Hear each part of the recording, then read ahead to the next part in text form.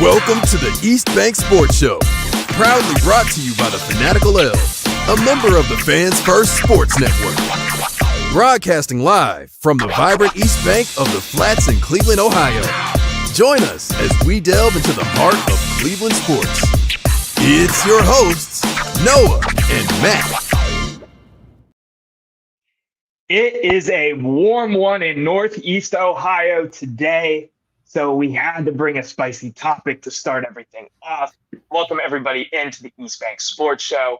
Noah, Matt, the duo back at it again. Matt, how you doing, buddy? Not bad, not bad. How are you today? I am fantastic because we have a fun episode. This is my first time getting to do an interview-esque thing. I apologize that I am just in a jersey, but my apartment is god-awfully hot right now. The AC is only doing so much with that 99-degree weather out there in downtown Cleveland. But let's get into this, man. So obviously, the Fanatical Elves threw out a little promotion, and we do have a big interview on today's episode. But we did want to go through a quick little roundup of some Cleveland topics because some cool stuff came out in the last couple of days. So we're going to go into a quick Cleveland wrap-up real quick. Want to say happy belated Father's Day to everybody, including Jose Ramirez. He is on paternity leave right now. And Wyatt Teller is expecting his second kid. So a lot of Cleveland dads. Shout out to everybody. Shout out to my dad, my stepdad. Our guest is a dad, so shout out to him. I know he's listening in the back rooms right now. Matt, why don't you walk us through some Guardians stuff real quick, just so we can keep going? Yeah, I mean, there's not too much to talk about. Season's going on. Really, the big highlights. The first, kind of wave of all-star voting. The standings were announced today. Jose is leading at third base. We have a bunch of other guys that are not far off the top two. Keep getting your votes in. Let's send them to the all-star game. And then Vote for your all-stars, baby. And then, really the only other important thing I really wanted to highlight was Quan is batting over 500 since he came back, and he's batting like 398 or 388 on the year now. Dude's having a phenomenal year. Lights out. I am loving it. Matt, let me go into Cavs real quick. Pretty much more or less the same, narrowing down coaching candidates. I'm not going to give a big reaction on that because they have interviewed so many people up until this point that I don't want to react until they actually call a name. And I also kind of have some trauma with the Lakers basically announcing a head coach and then him deciding to go back to UConn. So we'll table the coaching thing for now. Lots of mumblings that both Mitchell and Evan Mobley are going to be signing extensions very soon. Donovan Mitchell was actually seen today in England working out in Cavs gear. So for all those people that thought he was going to go to New York, you're wrong. Flat out, you're wrong. The front office also doesn't want to trade Darius Garland, and Mitchell doesn't want to see Jared Allen go. Those are two kind of bigger pieces of news that came out recently, which I think is interesting because everybody just assumed we were blowing up the big four or whatever you want to call it, the first top four players on the team, probably keeping two of them. Seems like we're keeping all of them.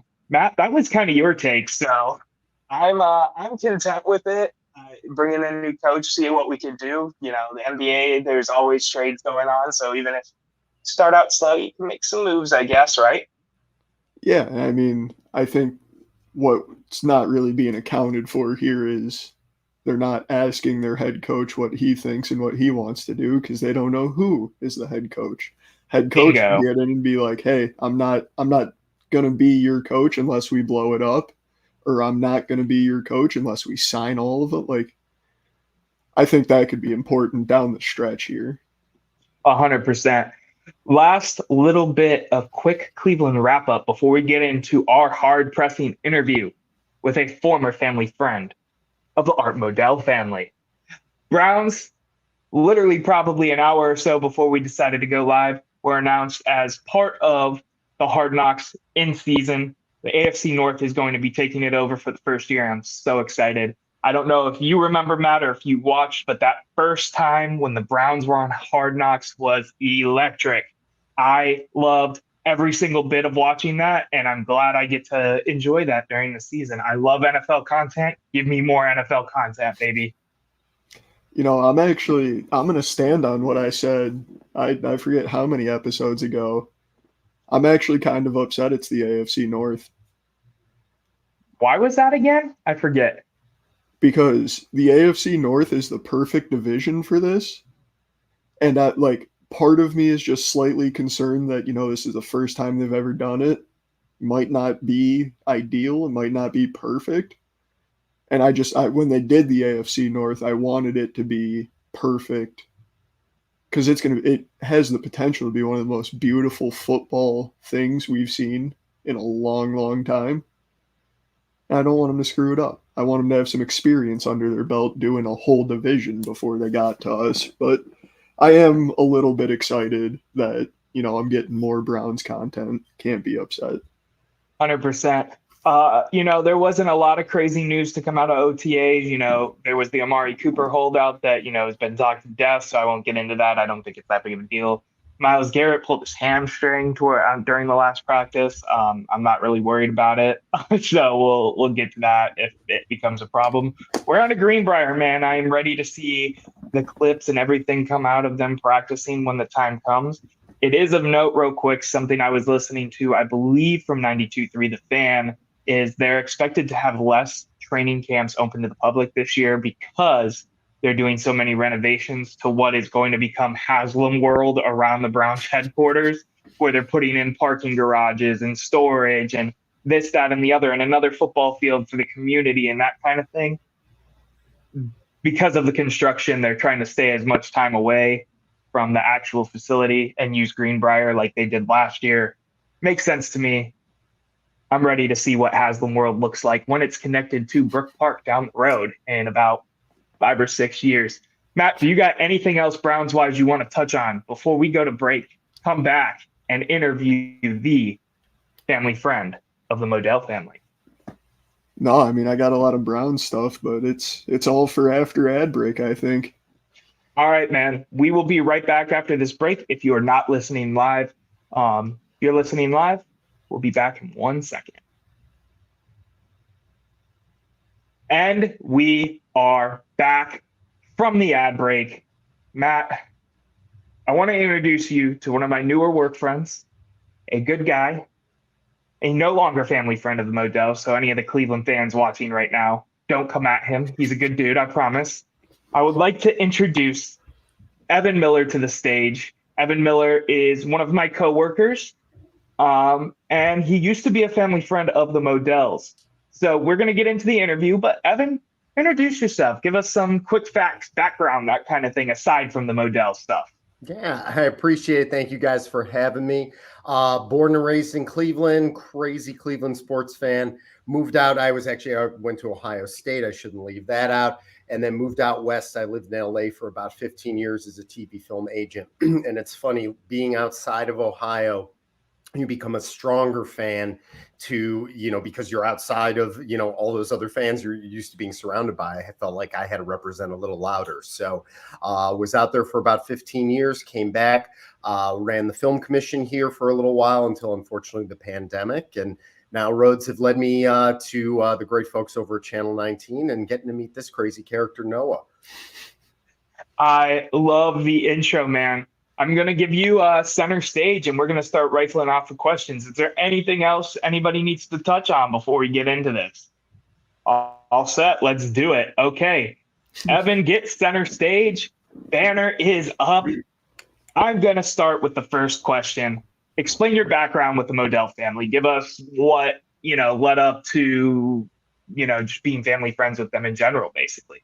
Yeah. So my father, may he rest in peace, was a recovering addict and alcoholic. And it was known David Modell, Art's son, was a recovering addict. And somewhere in those their travels, they ended up meeting and striking up a friendship. I guess they kind of had this kinship that they bonded over. They both worked for their fathers. My dad worked for a family-run company, but worked for his dad, my grandpa. So it was something where it started off, I think they were, kind of counseling each other, helping each other through some tough times. And then one thing led to another.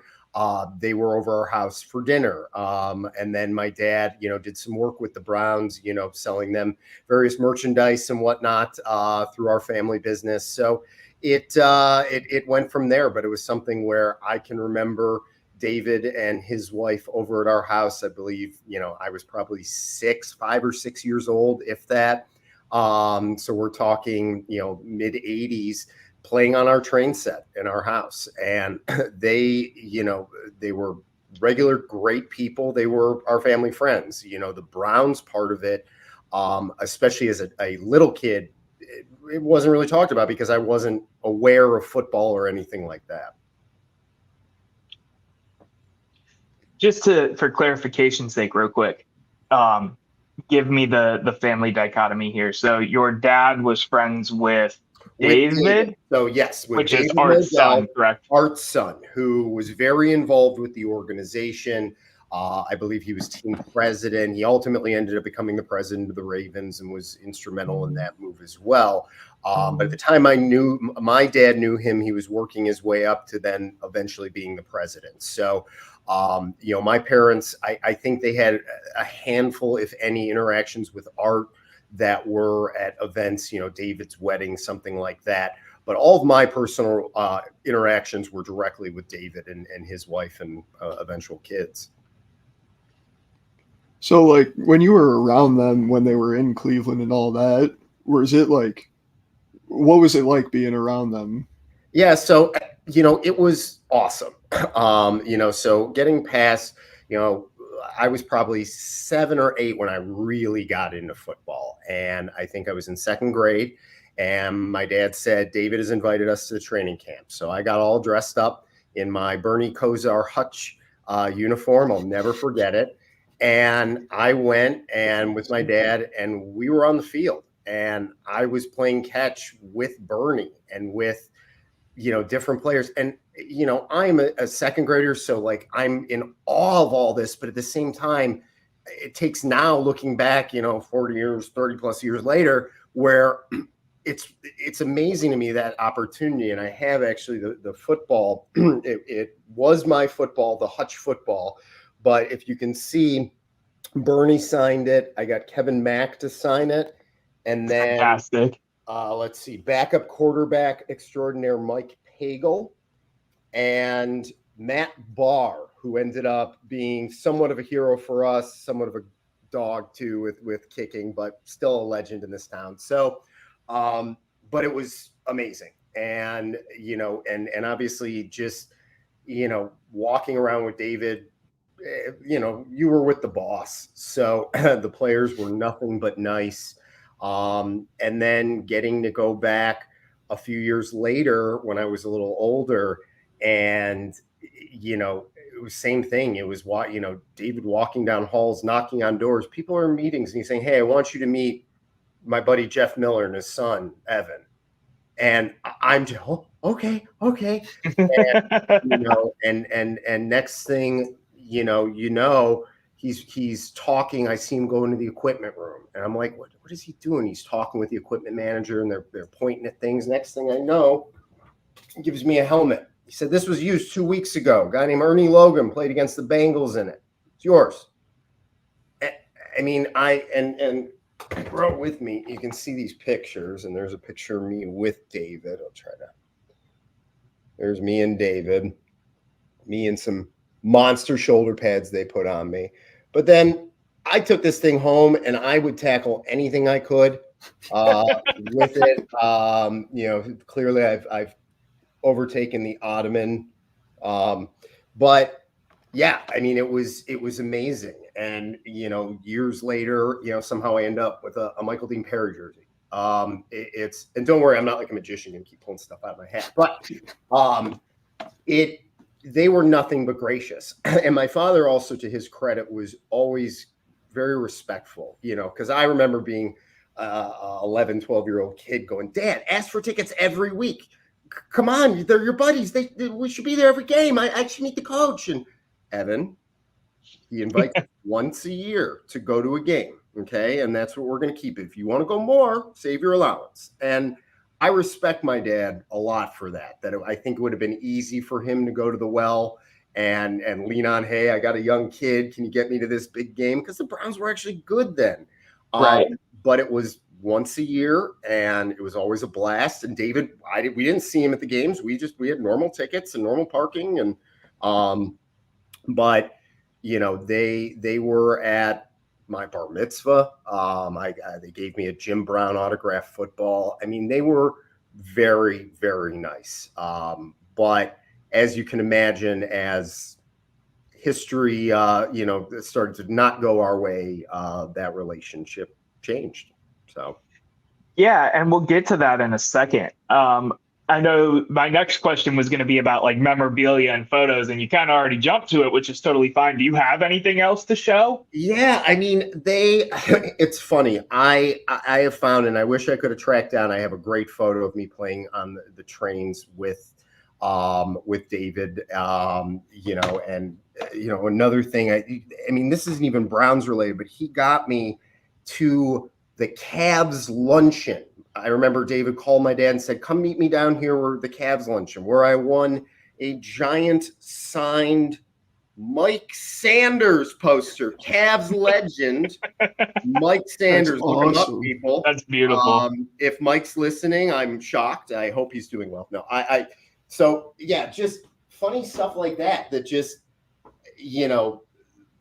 he was kind enough again, to give me a helmet and, get me a jersey and stuff like that. And then, and I would bring it down. Unfortunately, the sun faded the football over years, but it's a personalized Jim Brown football that, for them to be there at my bar mitzvah, it was a big deal. And again, they were always gracious to me, and I appreciated it in my direct interactions.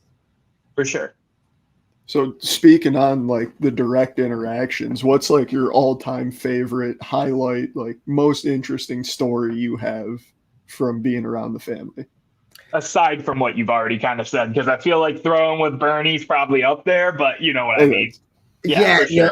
Honestly, it was walking through the training camp.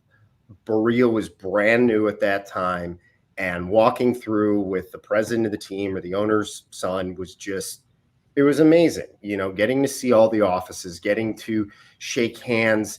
I remember, Belichick wasn't around, but they had just hired some new coordinators, and we met them. And then we were in the media room meeting some of the media. And it was this, and I've had some very fortunate moments in my life, in my career, where you're in those situations and it's that pinch me moment because you were invited, that you're a guest there and welcome there. And it just, the moment was much bigger than me at that age, but looking back on it, it was pretty incredible. And, but ultimately, and we, we'll get into it. How it ended too is just, I think, is incredible as well. That, just as incredible a story when all said and done. So, Matt asked about your favorite story. And I'm admittedly throwing you a softball right now because you told us a fun story like right before we jumped on air. So family, your mom, obviously your dad's passed away, rest in peace. But your mom told you a story. Favorite story from your mom that you were just told how long ago, Evan? We're going on about 2 hours. Okay. And breaking news to me, I've never heard this story before. And I mentioned to my mom earlier today, hi, Mom, that I was going to be doing this later. And the first thing, and I didn't even tell you guys this a little before, that she had told me before, oh, yeah, we'd been at the wedding, and David and his wife, his first wife, Alwyn was her name.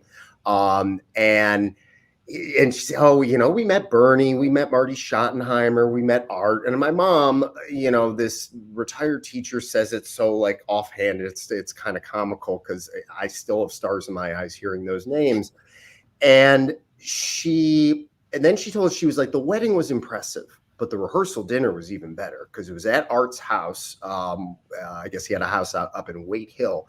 And they got the stadium fireworks crew to come and set off fireworks after the rehearsal dinner. My mom said it scared everyone half to death because they didn't know it was really loud. And then they watched this display, which was crazy. So, But the juicier one that I found that she told me today was, she said, we were with them, David and Alwyn, the night they cut Bernie.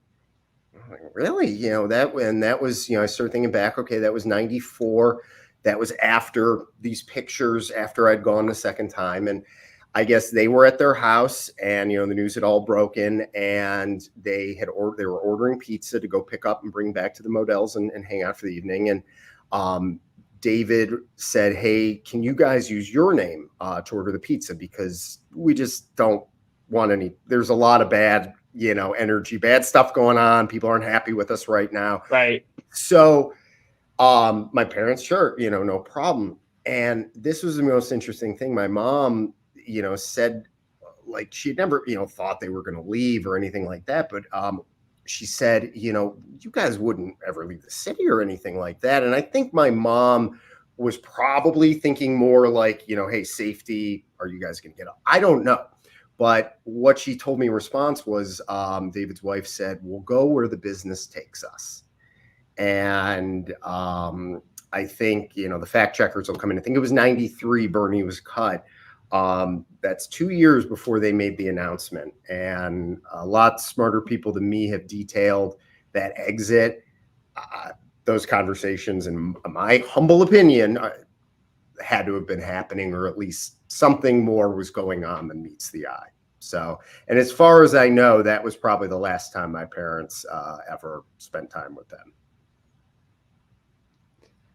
That's quite the story. It's crazy, right? It's crazy how this whole thing, unfolds. And we'll get to how it all wrapped up in a second. Go ahead, Matt. It's kind of wild to be like sitting here thinking about it from the other side of how you think about it every day, almost like from an interior way. But I got a little bit more of a football question here, getting on to like the football side of things versus just the family side. You mentioned you're a huge sports fan at the start of this. You're big into everything. Should Art Modell be in the Hall of Fame? And I think I said this to Noah, as a pure football historian, football fan, yes, on the sense of what he did. Let's go pre-95. The man revolutionized television deals. He is the reason that money flows into the NFL the way it does. He did some very new things when the league was, barely on its legs. But he did make a decision that ruined his reputation. And, I am biased as a Cleveland fan out of the gate. So if I'm going to put that in there, no, he doesn't go. Even if I take that out, I'm looking at someone who knew, he knew his legacy, but he still made that choice to kind of sully it. And I know it was to say there's more to the story than we'll ever know. And whatever was going on financially and personally, I'll never know. I can't speak to. That's a tough decision. But leaving the city of Cleveland, this wasn't a new franchise. This is the foundation of football. And knowing the fans here, and I don't know, and I wasn't old enough really to delve into what was going on with city politics and where money was going. But I'd like to think that there are smart enough people who could have figured out a way to make it work if he was willing to make it work on his side too. And, it didn't work that way. And, very different situation. But look at someone like Barry Bonds. He had an amazing career. He made a choice to take steroids and boost his numbers. He would have been in the Hall of Fame for sure without it. But he won't get in because he made that choice, and that's on him.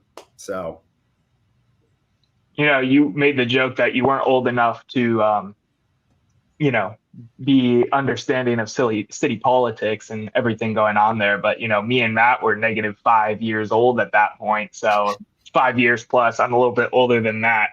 But, I always, when I'm on the show with Eric and John, the Office Edition, I always have to date them a little bit and be like, oh, well, I was like 3 when this happened, and you guys are talking about it in full memory. So I had to do it to you real quick too, just because we're also friends on the side of this. I've settled into my role as the get off my lawn old man, so it's okay. Bring it. As long as I can still remember this stuff, I'm going to use it to my advantage. 100%. Let's get back to the interview. So we've been kind of dragging it out because obviously the big question in the air is, what happened after they moved the team between your family and them? You kind of alluded to it, but give us the wrap up of how this ended. Yeah. Because this is the craziest part to me when you were telling me this before we even brought you on. Go ahead. Yeah. So and I remember too, I think the last year we got the tickets from them was 94. And I want to say we opened against the Bengals, maybe. I don't know. It was right around. We had gone to a game. It was a year before anything came down. But come around to 95, the news is starting to percolate. I remember asking my dad, hey, do you know anything? Because look, at the same time, I wanted to be the cool kid who could go to school and say, hey, I know the Modells, they're staying there, And I wish I remember better what was going on with my dad, but he never, I don't think he really felt comfortable kind of reaching out outside of, hey, business, or we're here for you if you need something. So all of it went down. Browns announced they're leaving. You guys don't, but we remember. And if you bring me back another time, I think I still have the newspapers from that day, but they left, and, they were literally in Baltimore. And I remember, asking my dad, he was like, well, we can't get a hold of them. I've tried reaching out, and this is before cell phones really. So, it was what it was. We were in the dark as much as everybody. And then my father told me, as it was going on, he was like, I wrote a letter to David. I'll let you know what I hear back. And I was like, well, what'd you write? I wrote him, said, hey, we're sorry to see you go, but we're family and we would love to see you again. And maybe we'll come out to a game in Baltimore and see out there. And I remember I was mad. I'm like, Dad, what the hell are you doing? That guy's a traitor. How? I would have said some real choice language. Like, I am just livid. I couldn't believe he contacted this Benedict Arnold. I can't believe that he wrote. He was so gracious. I'm like, we're going to go to a game. And my dad was great. He was like, look, you got to play the smart thing. This is also in writing because it wasn't an email. So, this was literally a handwritten letter. But my dad was, explaining to me, look, we want to be friendly with them. And I know you don't agree, but that is sports. That's only part of the world. These people have lives. And think about, I think at that time they had 3 or 4 kids. It was, my God, they are going through a lot. Like, okay. But still, I was a 13-year-old kid. I'm still angry they moved the team. And this is a long time ago. So you fast forward, I don't know, a few months. It was into 96. The team had started for the Ravens. It was misery here. And we got a letter on that ugly purple ass bird stationery. Their original B logo, which doesn't stand for Baltimore, but we're a G-rated podcast. But we got it back because I remember my dad showing it to me, and I wish I knew what happened to it. Just over the years, it was lost. But in effect, the letter said it was a form letter. So we had written a personal letter to David and Alwyn Modell. We got a form letter back saying, dear, Jeffrey Miller family or something. We have to cut off all ties with everybody in Cleveland.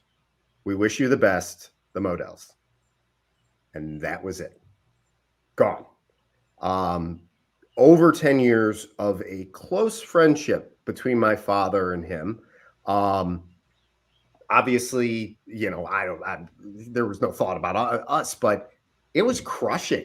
It was because it was one of those things where, yes, you get that they have to like, hey, we got to make a little break here. We've got to handle this. But it was, and I can't put myself in their shoes, but stuff could go really wrong for me, God forbid. And I might have to leave town, God forbid.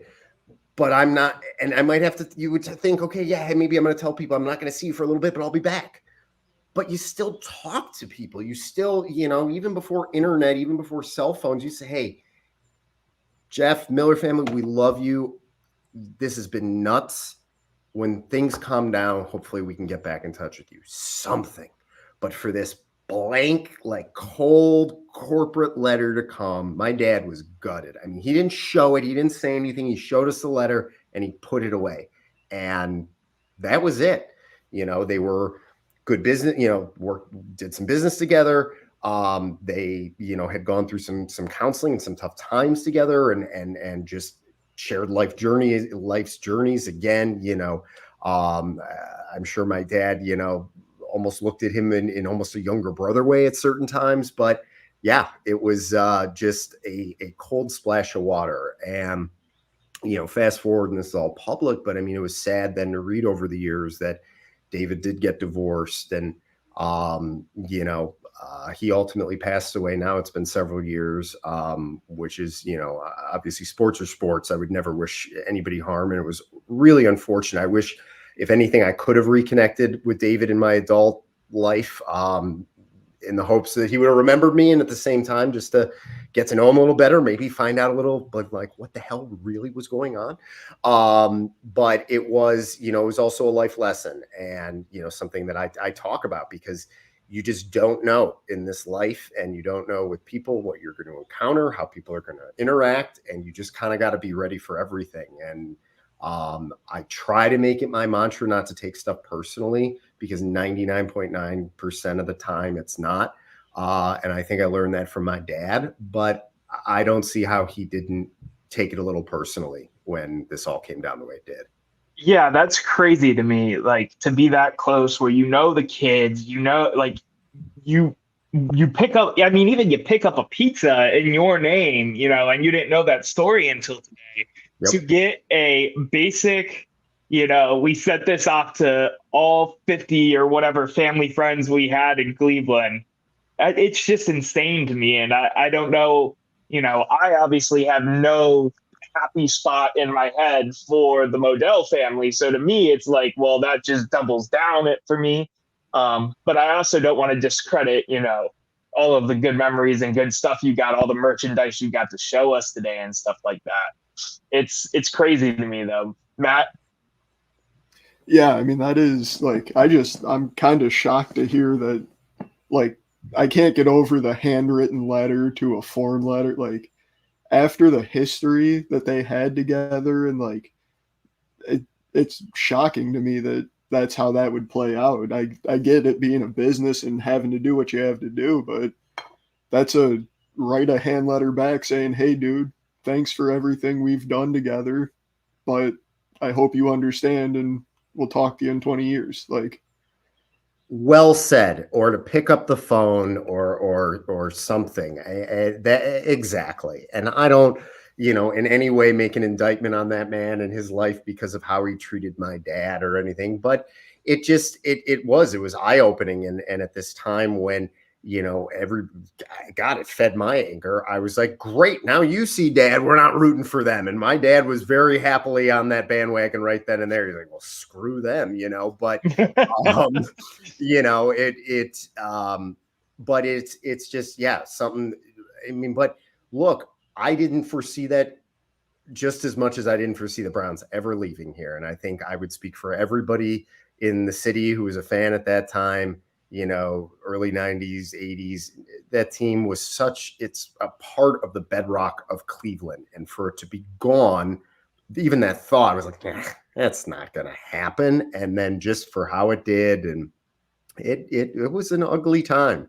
But we fought back. I mean, the city, you know, did, you know, when all was said and done and the chips were down, the city fought back, and you know, we are today with 3 playoff seasons since, but we're back, you know, right? We're here. We're on the up. But it was much better living in LA, even rooting for an 0-16 team, than it was when I was in high school growing up here, and I had to root for a certain team that was black and gold, because I had some friends who liked them, and they were great, and I wanted to root for somebody, and I couldn't root for the Ratbirds. So That was going to be my follow-up question with that whole thing. Was there a knee-jerk reaction at all to jump ship and go with Baltimore because you knew them like before? What about for your dad? I mean, I know you can't really speak for your dad or maybe your mom, but was it all just still we're going to be brown and orange until the brown and orange are back type of dinner, you know? So it's funny, my mom has a heart of gold, and I do. Now that you say it, like I vaguely remember when it happened that my mom kept this like party line with me of like, well, we're wishing them the best, we're gonna root for them, they're still our friends. And then after I think everything was completely severed, then it was just like, whatever, I'm not rooting for that team. And my mom, I think, shifted all of her energy to the Ohio State Buckeyes. I learned everything of how I am as a fan from my mom. So she put all that energy in Ohio State. And then, the Browns, they've had to earn, I think, like a lot of people, her trust back a little bit there. But no, there was never a real committed effort of we're going to root for Baltimore. It was no, that's not our team. That's not a team. That was our team. Props to, I'll never forget, Steve Everett, the center for the Browns, who went over, and he was a Michigan guy, so I'm not a huge fan of that. Be careful now. This guy, Steve Everett, went over in the move, and he wore a Browns bandana under his helmet, his Ravens helmet, every game, and they fined him every game. And he was like, I don't care. That's who I play for. I play for the Browns. And eventually they cut him, and, his career, I don't think it lasted much longer, but that's, kind of the good stuff you remember out of it. But no, and I don't care how long it is, and I don't care that the Modells aren't involved. The Ratbirds will always be the traitors that left my city, and they're going to get my ire every time. What else? Is there anything else that, we didn't get to ask you that you might want to input here? Is there anything else coming to your mind? Anything else, memorabilia wise to share? Anything like that? Is there anything else that we're missing before we let you forever hold your peace on the Modell family, at least for now? No, and again, and I wish my dad were still around. Unfortunately, he had Alzheimer's too, so it was tough. Even over the last couple of years, I could get bits and pieces because I knew it was something. It was important, and I could get out.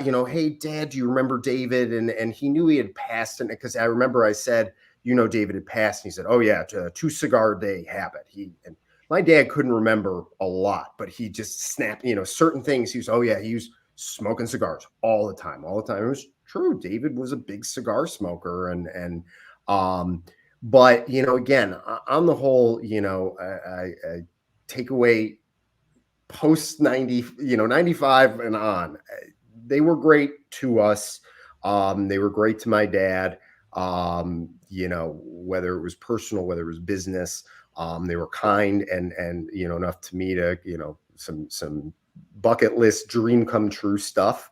But at the end of the day, I think they showed that, at least certain friendships or whatnot, they had a shelf life, and to each their own.